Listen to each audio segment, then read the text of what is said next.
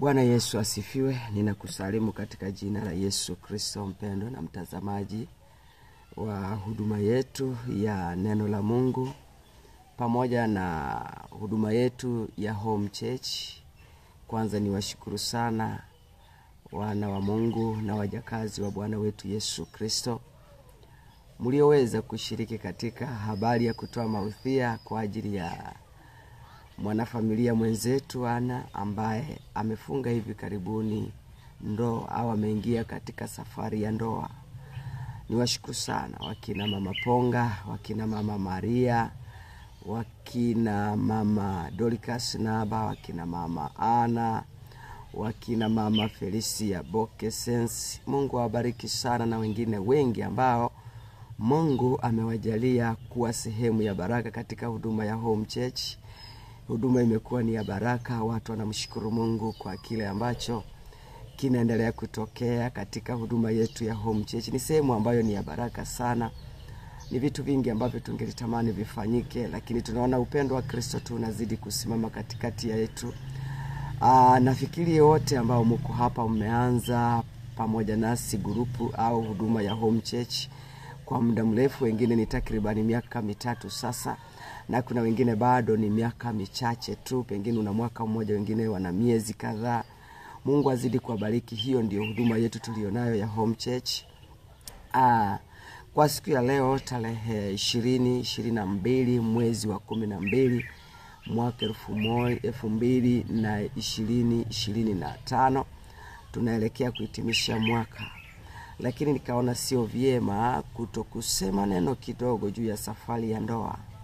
Na hapa nitakushirikisha safari ya ndoa ya ndugu yetu mmoja ambaye ni kati ya watakatifu walioko katika Biblia na ambao tunajifunza kutoka kwao, lakini sisi tutajifunza kuweka katika moyo.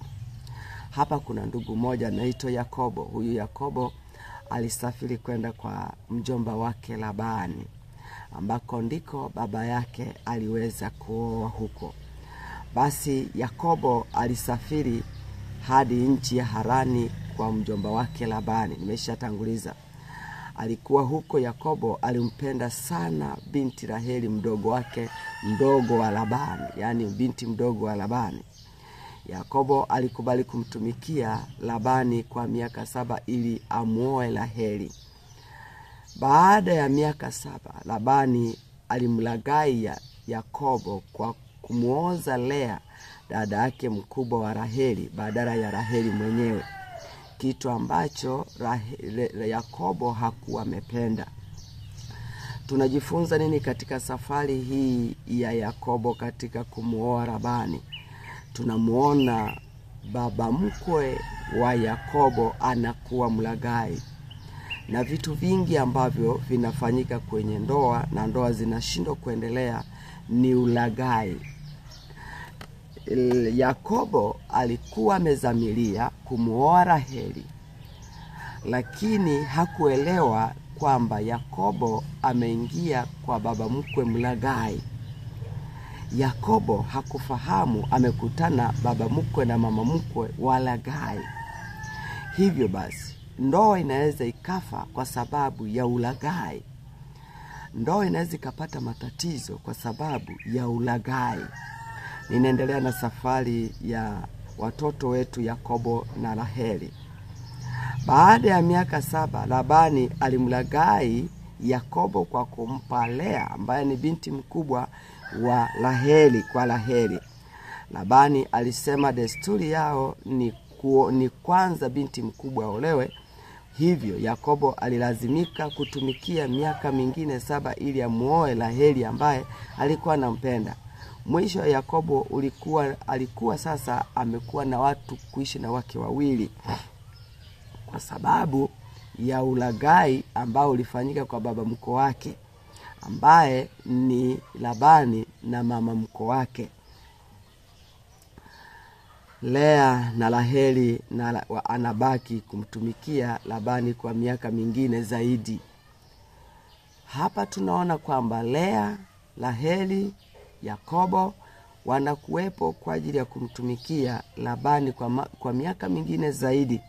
Na hapo mbele kuna vitu tutaviangalia. umuhimu katika safari hii ya Labani na Raheli. Tunachojifunza, kitu cha kwanza, Yakobo alikuwa na upendo, lakini pia Yakobo alijaa uvumilivu. Lakini pia Raheli alijaa uvumilivu, aliendelea kuwa na subira kumsubiria Yakobo. Yakobo naye aliendelea kuwa na uvumilivu na subira kwa ajili ya kutumika miaka mingine 7 ili ampate Raheli. Kinachohitajika kwenye ndoa, wanangu na wanafamilia ya Home Church na watu wengine, inahitajika safari ya uvumilivu na upendo. Tunakuja kujifunza kwamba Yakobo alivumilia miaka 14 kwa sababu ya upendo wake kwa Raheli. Tunakuja kuhitaji uaminifu na haki. Labani alionyesha udanganyifu. Vitu vingi vinavyoharibu ndoa zetu ni uaminifu katika familia. Ikiwa uaminifu hautakuwepo kwenye familia, hasa mambo ya utii, nizamu ya ndoa kama tunavyoifahamu, kuna mambo ya ndoa yanahitaji wazi na uaminifu. Hivyo vitu vinaweza vikaleta matatizo kwenye familia ya safari, kwenye safari ya ndoa.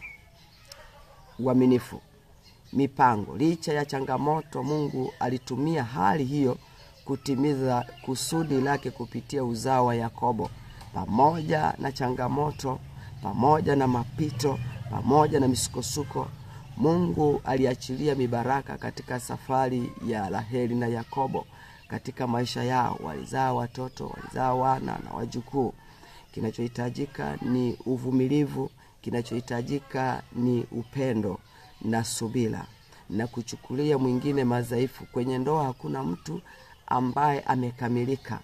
Kwenye ndoa kila mtu ana mapungufu yake. Mke ana mapungufu na mume pia ana mapungufu, lakini pia familia ya kwao na binti na mapungufu, lakini pia familia ya kwao na kijana au mume kuna mapungufu. Baba yake na Yakobo alikuwa na mapungufu. Mama yake na Yakobo alikuwa na mapungufu. Hasa alikuwa ni mlaghai. Alikuwa ni mtu aliyelaghai baraka ya Esau kwenda kwa Yakobo. Lakini baba yake na Raheli alikuwa naye ni mdanganyifu, na mama yake pia alikuwa ni mdanganyifu. Walikuwa na roho ya udanganyifu. Lakini haya yote, kwa kuwa roho ya uvumilivu iliingia ndani ya Yakobo na Raheli, walivumiliana, waliaminiana mpaka hatimaye ahadi au mwisho wa ndoa ukafika. Na hivyo wewe uliyeolewa na wewe ambao uko kwenye ndoa, unachohitajika uelewe, kwao na mume wako kuna udanganyifu. Mama mko wako ana sehemu ya udanganyifu. Lakini kwao na binti ulikooa ndugu kuna udanganyifu. Baba mko wako ni mlaghai, kuna sehemu ni mlaghai, na mama mko wako pia kuna sehemu ni mlaghai. Ukubali usikubali, ndivyo ilivyo. Tutaendelea na Mungu akubariki. 2026 ni sehemu ambayo itakuwa imejaa mafundisho mengi. Ni sehemu ambayo tutakuwa na faraja, uponyaji wa ndoa iliyoumizwa na faraja kwa wanandoa. Mungu akubariki sana. Mungu akubariki sana.